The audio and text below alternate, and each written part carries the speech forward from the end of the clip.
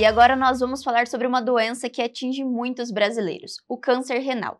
E para esclarecer as dúvidas e falar sobre os tratamentos, eu gostaria de agradecer a presença do Dr. Fabrício Barbosa e do Dr. Gustavo Marconi, urologistas da Urovel. Sejam bem-vindos, doutores. Obrigado. Então hoje nós vamos falar sobre o câncer renal. Dr. Fabrício, o que é um câncer renal? O doutor poderia explicar o que é? Sim. O câncer é um tumor maligno do rim, né, e que ele se desenvolve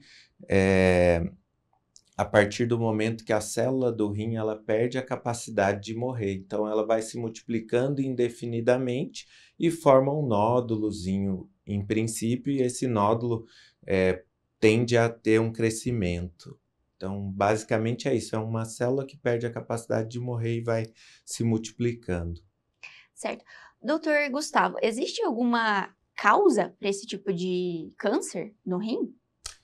Olha, Gabriele, não existe uma causa em específica para o câncer de rim, mas a gente tem alguns fatores predisponentes, né, que também são comuns a outros cânceres, como a obesidade, o tabagismo, né, que podem estar relacionados a uma maior incidência do câncer de rim, tá? Então são algumas predisposições, mas não existe uma única causa específica. Não existe uma única causa, né? Existem algumas síndromes, como a síndrome de von Hippel-Lindau, que são síndromes raras, é uma síndrome rara que pode levar a uma predisposição familiar, aí é uma alteração cromossômica específica que há o aparecimento, mas isso é uma síndrome muito rara quando comparado à incidência total dos cânceres na população. Doutor, poderia explicar o que é essa síndrome brevemente? Assim, É uma alteração cromossômica que ela é passada geneticamente e que acomete vários entes familiares e todos os entes eles têm que passar por uma triagem porque eles podem ter o desenvolvimento ao longo da sua vida desses cânceres. Inclusive, durante a nossa formação lá na UEL, teve um caso semelhante, né, Gustavo? E vocês tiveram que convocar a família para fazer essa investigação. Justamente, veja, através de uma suspeita que a gente diagnosticou num sobrinho, que era muito jovem, e aí perguntando, a pessoa relatou mais casos na família. Então, isso fez com que suscitasse essa dúvida. E aí a gente convocou todos os pacientes que se submeteram a testes genéticos e foi identificado, né, essa síndrome na maior parte dos entes. E além disso, alguns outros fatores também são considerados como uma predisposição. Tem hipertensão, pacientes também em hemodiálise, eles têm um risco aumentado de câncer renal, então também fazem parte desse grupo. Doutor Fabrício, existem diferentes tipos de câncer de rim? É um único tipo ou são várias? Existem alguns tipos de câncer de rim. O câncer ele é um tumor maligno, então a diferença, né, entre o tumor benigno não é câncer. E ainda dentro do câncer de rim a gente tem alguns tipos diferentes. O mais comum é o carcinoma de células claras, ele é quase 90% dos casos. E você tem o carcinoma cromófobo, tem câncer também de via excretora do rim. Tem alguns, são basicamente esses tipos. Certo. Doutor Gustavo, no caso do câncer de rim, ele acomete mais aos homens ou às mulheres? Tem essa proporção? A gente né, observa uma incidência maior nos homens, né, numa proporção de 3 homens para 2 mulheres, tá? Então, tem sim uma predisposição no sexo masculino. E existe algum tipo de explicação para acontecer mais em homens? Se a gente analisar que os homens têm mais obesidade, mais tabagismo, aqueles fatores que eu enumerei antes, então a gente talvez chegue a essa conclusão de ter uma incidência mais elevada nos homens. Certo, doutor. E, doutor Fabrício, quais são os sintomas que as pessoas percebem, que notam que pode ser um câncer de rim? Até porque tem a diferença entre o câncer de rim, né, o câncer renal, e o cálculo renal. Os sintomas são parecidos? Como que é essa parte de doenças renais para ter um diagnóstico mais preciso sobre cada uma delas? O sintoma de câncer de rim e de cálculo renal, eles são semelhantes. Você pode ter uma dor lombar, uma dor nas costas, pode ter sangue na urina, e os dois se você não tiver um diagnóstico, não fizer nenhum exame, você pode se confundir, sim. A maior parte das vezes, a dor nas costas, ela tem relação mais com o cálculo renal, não tanto com o câncer no rim. Só que ambos merecem investigação. O clássico do tumor de rim é dor nas costas, uma massa palpável no abdômen, na barriga, e sangramento na urina. Só que isso vai acontecer, esse sintoma clássico, para você falar, isso é um câncer de rim. Eu sei que é porque tem esses 3 sintomas. Isso acontece em 30% dos pacientes. E quando isso acontece, eu já espero que o tumor esteja muito grande, numa fase mais avançada, porque o rim é um órgão que ele fica atrás do intestino, ele é retroperitoneal. Então, para eu conseguir sentir uma massa no exame físico de abdômen, ele tem que estar bem aumentado. Então, isso possivelmente eu pego um tumor numa fase mais avançada, um tumor muito grande e com possíveis metástases. Ele pode estar espalhado. Evoluiu. Então, doutor, quando que o paciente ele deve procurar um urologista para fazer essa avaliação? Na verdade, assim, como o Dr. Fabrício bem explicou, na maior parte dos casos, ele não vai aparecer com essa tríade clássica, ele não vai estar assintomático, tá? Mas assim que tiver essa tríade, ele já pode procurar o médico, né? Mas aí está-se a importância de o homem ou a mulher estar se submetendo vamos dizer assim, ao check-up, né? Porque, veja, aumentou muito a identificação dos cânceres de rim pela maior, vamos dizer assim, os meios diagnósticos estão mais fáceis de serem utilizados, como o ultrassom, que é um exame inócuo, tá certo? E que muitas vezes, de uma maneira incidental, a gente consegue identificar o câncer de rim. Então, fazendo o check-up, você consegue identificar uma doença já no seu início. E um exemplo, assim, o Dr. Gustavo, eu já tivemos alguns casos de pacientes que tinham uma dor de um lado, tô com dor lombar do lado direito.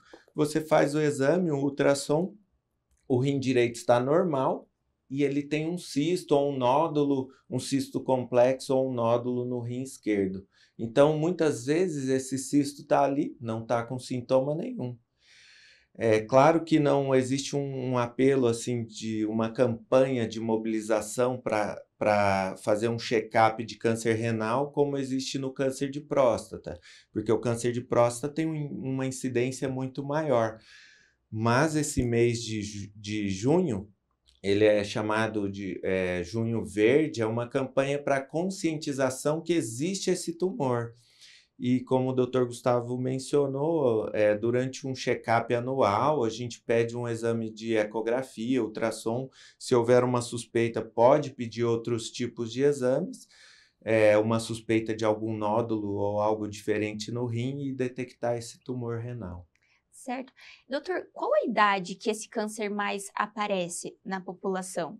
O mais comum é entre 50 e 70 anos. Então, nesse check-up, quando a pessoa atinge essa idade, é interessante sempre fazer os exames em dia, manter os exames em dia para fazer essas avaliações. No caso do câncer renal, quando tem um familiar que tem o câncer, o restante da família tem essa predisposição? Acontece nesse tipo de câncer ou não? Ou são casos isolados, doutor Gustavo? Sim, pode ocorrer, sim. Então, aumenta-se a chance se você tem um ente de primeiro grau acometido, né? E aquela síndrome que também a gente falou, né, que ela cursa com vários cânceres renais, ela também pode estar associada. Então, deve-se ficar mais atento. Certo. Doutor, quais são os tratamentos que são utilizados para o câncer renal hoje em dia e também aqui no São Lucas Hospital Center? Olha, o tratamento do câncer renal, ele se dá de uma maneira, vamos dizer assim, primeiro há-se a necessidade de fazer um estadiamento do paciente, né, para identificar o tamanho da massa tumoral, se ela está acometendo ou não outros órgãos, né, mas assim que é visto uma massa tumoral, e esse exame ou através de uma tomografia com contraste ou de uma ressonância magnética, que se apura melhor, você pode estabelecer esse tratamento, que se dá essencialmente pela via cirúrgica quando ele está confinado ao rim, não há presença de metástase e não está espalhado, né? Certo. E quando que há a necessidade de um transplante, por exemplo, doutor Fabrício? O transplante seria no caso do paciente ficar sem o rim, um paciente anéfrico, né, que a gente considera, mas no mesmo momento, um transplante, no mesmo momento que se faz a remoção do tumor, não é muito comum fazer dessa forma. Muitas vezes o paciente vai precisar de hemodiálise. Ele faz durante a internação, faz por um catéter ou faz por uma fístula no braço previamente programado, mas hoje em dia, assim, quando o tumor é muito pequeno, a gente consegue preservar o rim. Então, a gente aborda de forma cirúrgica e faz a nefrectomia parcial. É uma tentativa, né, sempre de buscar preservar aquele pouco de função renal que o paciente pode ter se ele tiver, por exemplo, um rim único, ele só tem aquele rim e o rim tem um câncer no rim, tem um tumorzinho, a gente consegue preservar o rim todo. Tira o rim, claro, depende da localização. Se ele acomete uma artéria importante, um vaso importante, às vezes não é possível, mas na maioria das vezes a gente consegue fazer através de uma nefrectomia parcial, preserva a função do rim. Então, hoje em dia, busca-se outras alternativas antes de fazer essa retirada total do rim. Assim, né, só completando aquela pergunta do tratamento, das modalidades de tratamento cirúrgico, né, elas podem se dar pela via aberta, né, ou pelas técnicas minimamente invasíveis, né, a cirurgia laparoscópica, ou a cirurgia laparoscópica auxiliada pela uma plataforma robótica, né, no caso, a mais famosa que a gente tem, mais estabelecida, é o Da Vinci, que o Hospital São Lucas dispõe, né.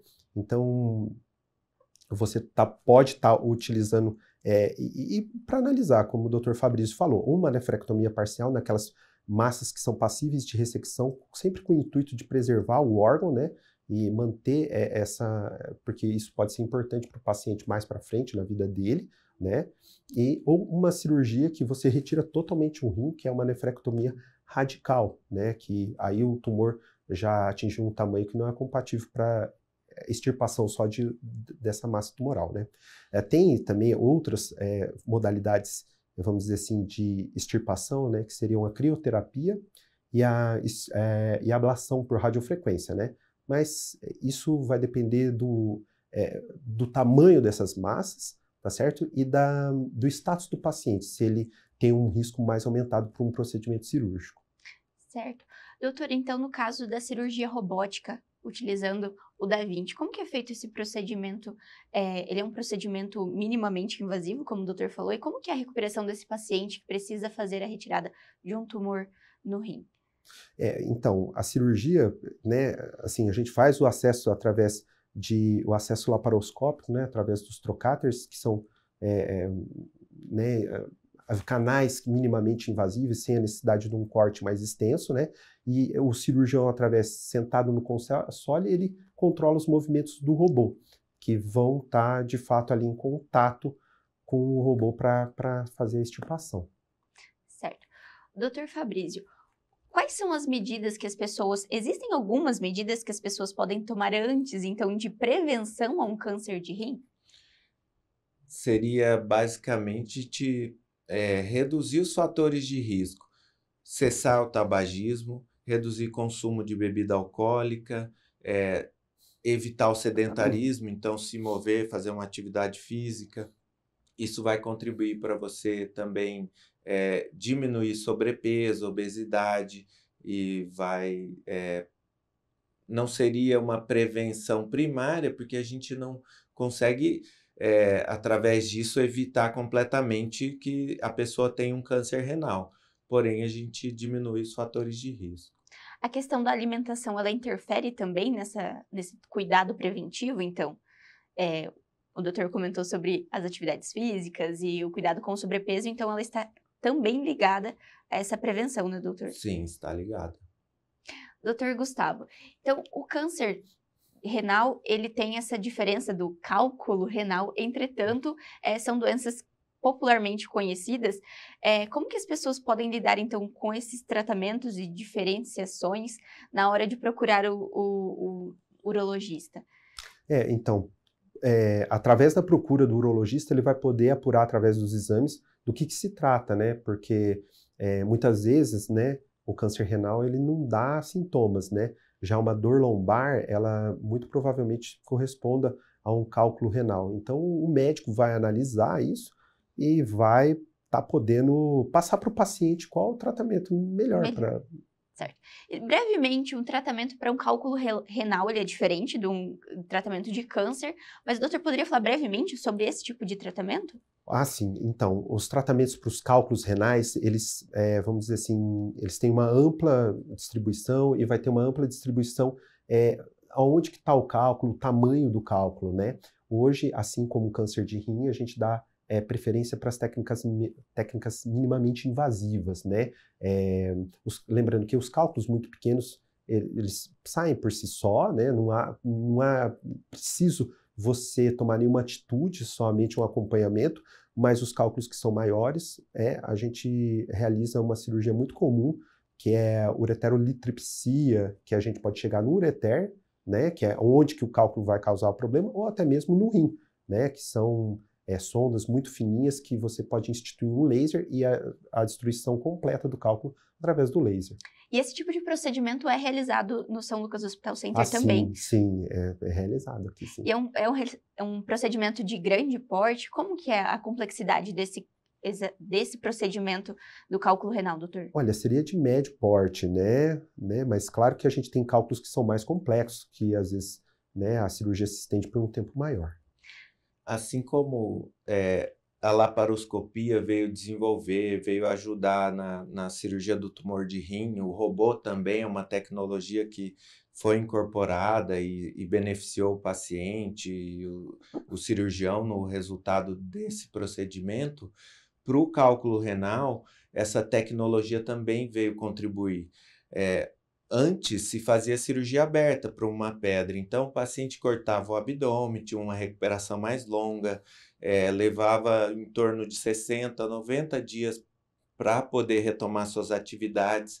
Hoje a gente faz uma cirurgia por via endoscópica, então entra pelo canal do ureter, no mesmo dia o paciente tem alta ou no dia seguinte, depende como se ele vai estar confortável, sem dor. E depois a gente deixa um catéter que chama duplo J e uma semana depois consegue tirar. Então, em torno de uns 7, 10 dias, o paciente já consegue realizar suas atividades normalmente. Existem outras formas de abordagem do cálculo também. Existe litotripsia extracorpórea, que o paciente deita numa maca e, através de ondas de choque, você fragmenta essa pedra. Depois que ela quebrou, você tem que eliminar ela a pedrinha vai ser eliminada pela urina.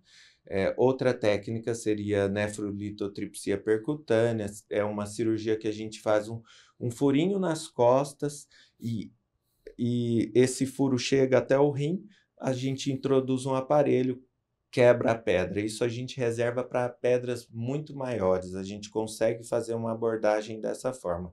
Existe um risco um pouquinho maior de sangramento, o paciente tem que se preservar de atividades físicas por pelo menos 30 dias,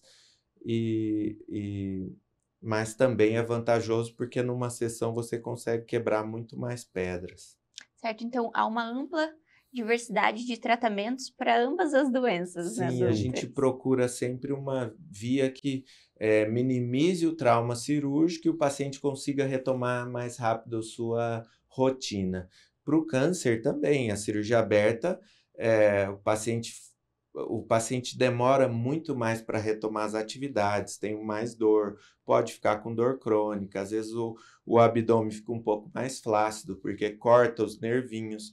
Já por via laparoscópica ou robótica, essas incisões, o corte são minimizados, a recuperação é muito mais rápida. Ainda mais porque são geralmente pacientes idosos, né? Então, essa recuperação mais rápida é um grande benefício para essa população, né, doutor? Com certeza, né? Então, assim, isso é sempre visando uma recuperação mais rápida, né?